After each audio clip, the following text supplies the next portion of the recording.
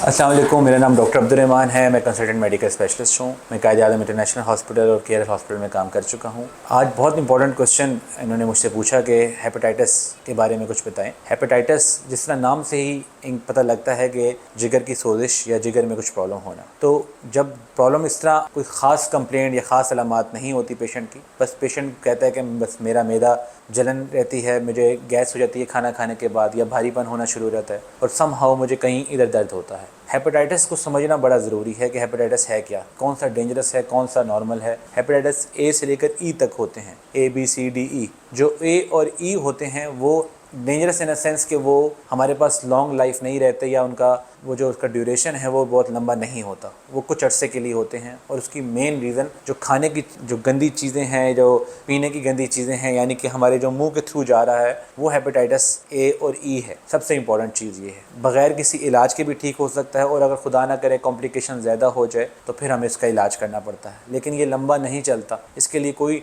लंबा कोर्स 3 महीने, 6 महीने, 12 महीने का कोर्स नहीं होता। ये यूजुअली 1 महीने में खुद ही ठीक हो जाता है। लेकिन एक बड़ी वजह बताता चलूँ कि ये जो होता है ये बहुत स्पीड से होता है, और उसको कंट्रोल करना बाज़ औक़ात बहुत ज़रूरी हो जाता है। ये हेपेटाइटिस ए और ई है। इसमें यूजुअली जो लिवर फंक्शन टेस्ट हैं, जो स्पेशली ALT, AST और बिलिरुबिन, ये बहुत ज़्यादा होते हैं। ALT, AST यूजुअली 1000 से ज़्यादा क्रॉस कर जाते हैं, और हमें पता लग जाता है ये वायरल हेपेटाइटिस ए और ई है, या ए है या ई है। ई यूजुअली लेडीज़ में, स्पेशली प्रेग्नेंट लेडीज़ में होता है। ए आम यंगस्टर्स में या बड़ों में जो भी है वो हो सकता है। कोई भी गलत चीज़ खा ली, गलत चीज़ पी ली, उसकी वजह से हो सकता है। तो ये हेपेटाइटिस है। इसका टेस्ट मैंने आपको बताया, लिवर फंक्शन टेस्ट है। ये इसको ठीक करने के लिए बस ये है कि साफ़ सुथरा पहले तो अपना ख्याल रखें, बाहर से खाना, गैर ज़रूरी चीज़ें मत खाएं, बगैर बाहर से ना कुछ पिएँ इस तरह की चीज़। यूजुअली पानी से, गंदा पानी पीने से ये बहुत ज़्यादा होता है, तो उससे अवॉइड करें। ये जो आजकल बाइल्ड ड्रिंक्स मिलती हैं वो चीज़ ना पिएँ, बिल्कुल नहीं पीनी चाहिए। लोग गर्मी में पी लेते हैं, बाहर कुछ मिल रहा हो तो पी लेते हैं। पानी का बिल्कुल सोर्स नहीं पता होता कि वो कहाँ से आ रहा है, तो वो बहुत इंपॉर्टेंट ख्याल रखने वाली बात होती है। अब जो मेन कंसर्न है, इसको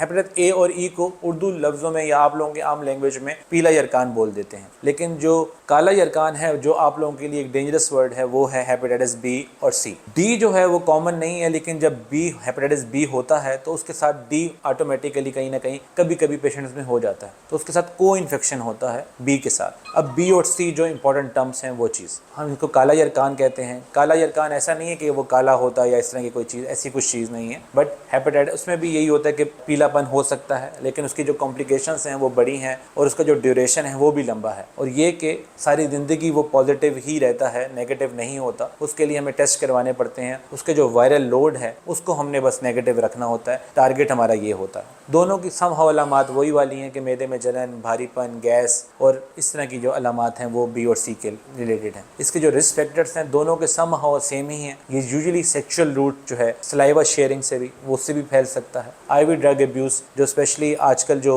लोग हैं वो टीके कहीं गैर ज़रूरी यूज़ कर रहे हैं, किसी का टीका शेयर करना, या इवन जो इंपॉर्टेंट चीज़ जिसका लोगों को इल्म भी नहीं है वो है बार नाई की दुकानें, जो कि रेज़र एक ही पेशेंट का यूज़ करके या एक ही अपने कस्टमर का यूज़ करके दूसरे को लगा देते हैं। बेसिकली खाने से ज़्यादा ये खून की ट्रांसफ़र, सलाइवा की ट्रांसफ़र या सीमन की ट्रांसफ़र से ये स्प्रेड आउट होता है। हेपेटाइटिस बी एंड सी दोनों को समहाउ काला यरकान कह देते हैं, लेकिन दोनों के टेस्ट डिफरेंट हैं। एक में हेपेटाइटिस बी का कराना होता है, एक में सी का कराना होता है। फिर जो भी टेस्ट आ जाए उसकी ट्रीटमेंट मुख्तलिफ है, और उसका जो तशख़ीस है वो समहाउ सेम ही है। दोनों में जब अगर ये पॉजिटिव आ जाता है तो दोनों में हमें PCR करवाना होता है। PCR हमें वायरल लोड का बताता है कि कितना वायरल लोड है, लाखों में है या हज़ारों में है, जो भी है। इनिशियली जब पहले जो बुक्स के अकॉर्डिंगली ये था कि आपका इतना वायरल लोड हो तो तब आप ट्रीटमेंट शुरू करें, लेकिन अब हल्का सा भी वायरल लोड पॉजिटिव है तो ट्रीटमेंट शुरू करना होता है। यूजुअली इंडिकेशंस ये होती हैं कि लिवर फंक्शन टेस्ट नॉर्मल से 2 गुना ज़्यादा हो, PCR 1000 या 1 लाख से ज़्यादा हो, और एक ई एंटीजन होता है, अगर वो पॉजिटिव हो तो इसका मतलब है रेप्लिकेशन, यानी कि जो मल्टीप्लाई हो रहा है वायरस वो बहुत तेज़ी से हो रहा है। इलाज दोनों का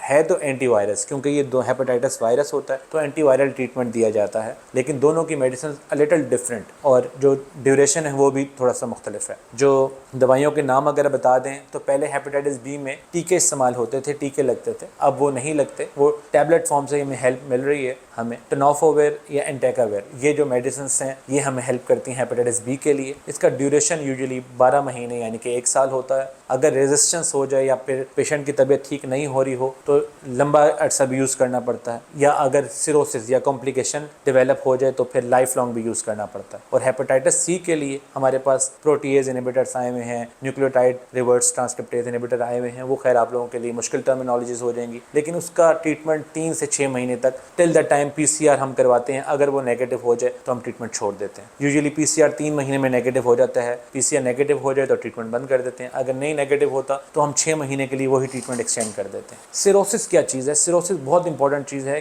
कि जब कॉम्प्लिकेशन जो जिगर इस कदर ख़राब हो जाए कि वो जिगर सिकुड़ना शुरू हो जाए। पहले वो बिल्कुल स्प्रेड आउट होता है, फूलना शुरू कर जाता है, लेकिन जब बहुत ज़्यादा कॉम्प्लिकेटेड हो जाए तो जिगर सिकुड़ना शुरू हो। उसकी जो अलामात आती हैं वो तिल्ली का भर जाना, जिसको इंग्लिश में स्प्लीनोमेगैली कहते हैं, एसाइटिस पेट में पानी पड़ना, वो बहुत कॉमन है जब सिरोसिस डेवलप हो जाता है। वेरिसियल ब्लीडिंग, जो खून वाली उल्टियाँ आना, या स्टूल जो बड़ा पेशाब है वो काले रंग का है, वो इस वजह से शायद इसको काला यरकान कहते हैं। और चौथी इनकेफेलोपैथी, कि पेशेंट गनूदगी में रहे या पेशेंट की जो कंसंट्रेशन है, बात करने की सलाहियत है या समझने की सलाहियत है वो थोड़ी कम हो जाए, या पेशेंट बहुत ज़्यादा ड्राउजी रहने लग जाए कि दिन में वो सोता ही चला जा रहा है और रात में जागता, उसका स्लीप पैटर्न उल्टा हो जाए। फिर उसकी फर्दर स्टेजेस हैं कि कन्फ्यूजन है और आगे खुदा ना करे कोमा। तो ये इसको अलग अलग मैनेज करना होता है अगर कॉम्प्लिकेशंस डेवलप यानी कि सिरोसिस डेवलप हो जाए। इन चारों चीज़ों की अलग ट्रीटमेंट की जाती है along with the treatment of hepatitis B and C. लेकिन एज अर्ली एज पॉसिबल जब इस तरह की अलामात आएँ या कुछ इस तरह का शक हो तो फटाफट टेस्ट करवा कर